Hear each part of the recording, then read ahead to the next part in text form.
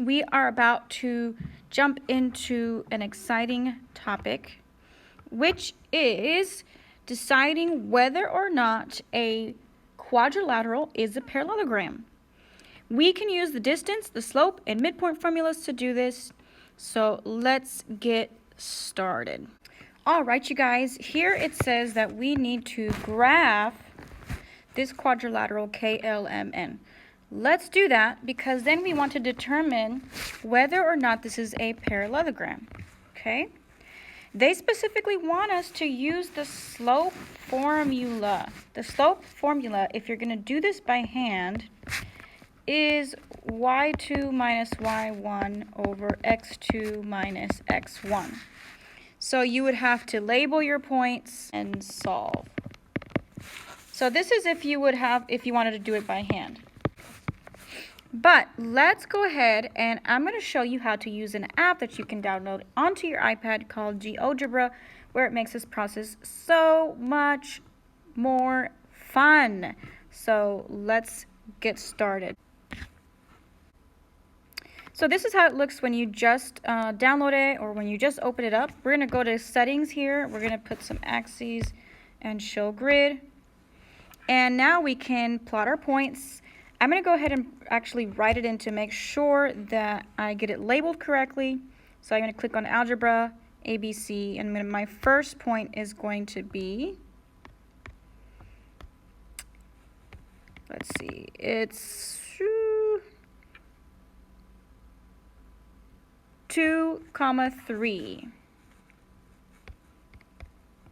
And that's my first point, and let's keep going in that same process. Okay, so now that I have all my points, I'm going to go back to Tools, click on Move, because if you click on Move, that's when you can just like move your graph without doing anything weird and quirky. All right, now I'm going to click on Polygon, and I'm going to look at this. Watch this. If I click on the points, boom, boom, boom, and boom, like that, each one in order, it actually shades in the shape. So now we can actually visually see what we're dealing with. So we've graphed it, and remember we wanted to see if this was a parallelogram. Remember, a parallelogram, each opposite side directly across has to be parallel to each other. So because of that, we can use a button here on this app that will give us the slopes without having to use the formula like I showed you just recently. So if I click on More, I scroll all the way down, click on More again, and get to where it says Measure. I guess I have to keep looking for where it says Measure. There it is. Okay, so where it says Measure, under Measure, you'll see the word Slope. You're going to click on Slope. And now we're going to click on the two lines that we want to find the slopes for, the two opposite sides. And if they give me the same number, you've hit jackpot. Okay, so that's the goal. We want to find opposite sides to be parallel, because if that is the case, this is a parallelogram. So I'm going to click on line segment KL first.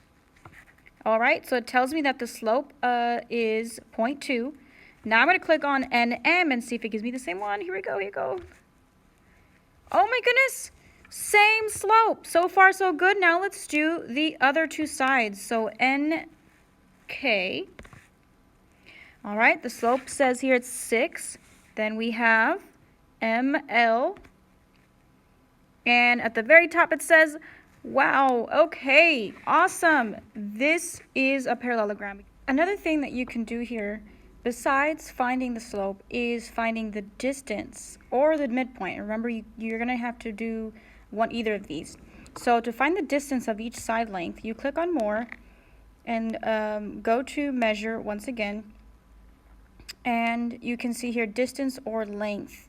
If you click on distance or length, now you can click on any side length, tap on it, and it gives you the length. So KL is 6.1, LM is 6.1 as well, and it's the same for all the way around in this situation.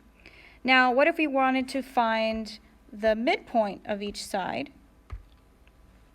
To find the midpoint of each side length, you're going to go to construct, click on midpoint or center, and click, there you have point A, point B, point C, and point D. Those are all the midpoints. Now, if you need a specific, you want to know for sure where point A is, for example, you can click on algebra and scroll down to look for those midpoints. And midpoint A is at 5,3.5, B is at 7.51, C is at 4, -2.5, etc. Very, very good. So we have said that this shape is a yes.